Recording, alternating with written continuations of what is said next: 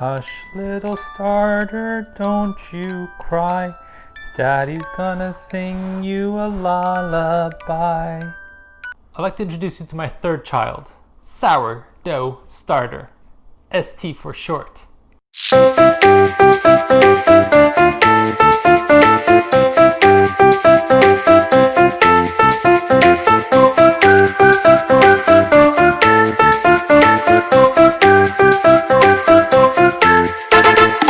Here are the 6 things I learned about making sourdough starter.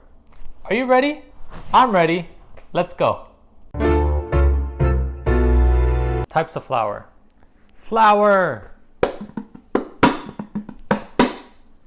Okay, I'll stick to dancing. This is what starters need to grow. This is its food. I've tried different types of flour.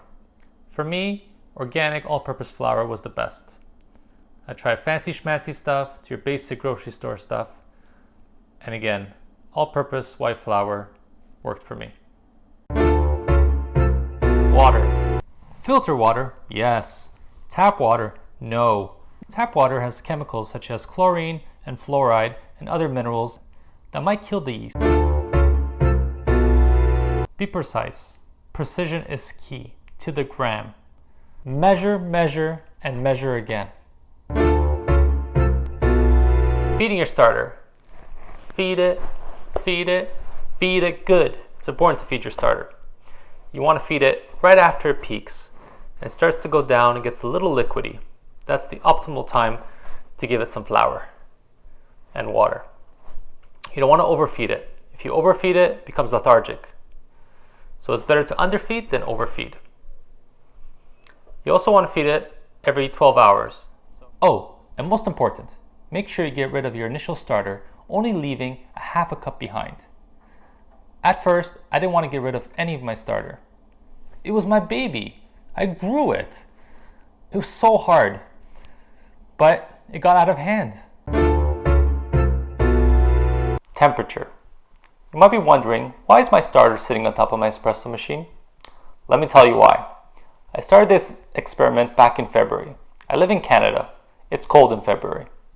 At first, I decided to put it by my window, hoping that the sun would keep it warm. That didn't work.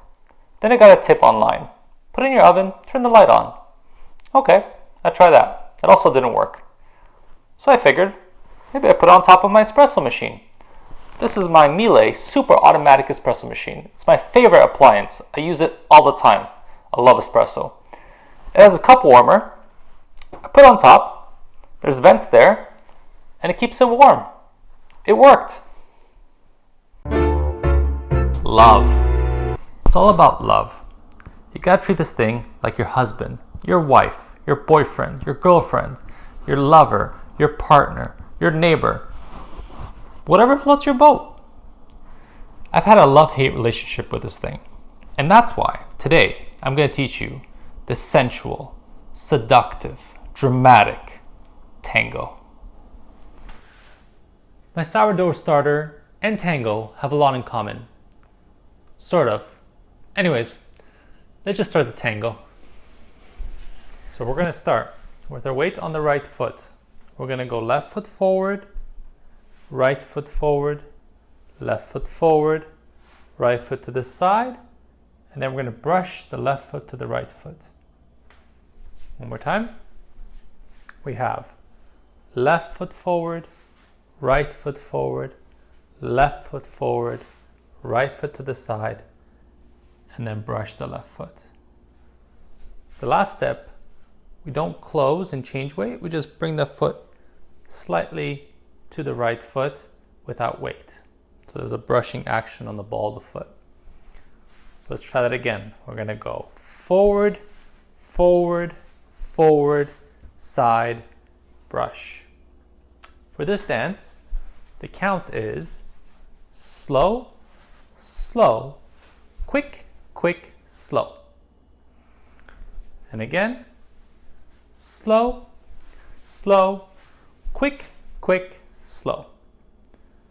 Another way of counting this is T-A-N-G-O. There's 5 letters in Tango, and there's 5 steps in the basic Tango step as well. So we can count this. T, T-A-N-G-O. T-A-N-G-O.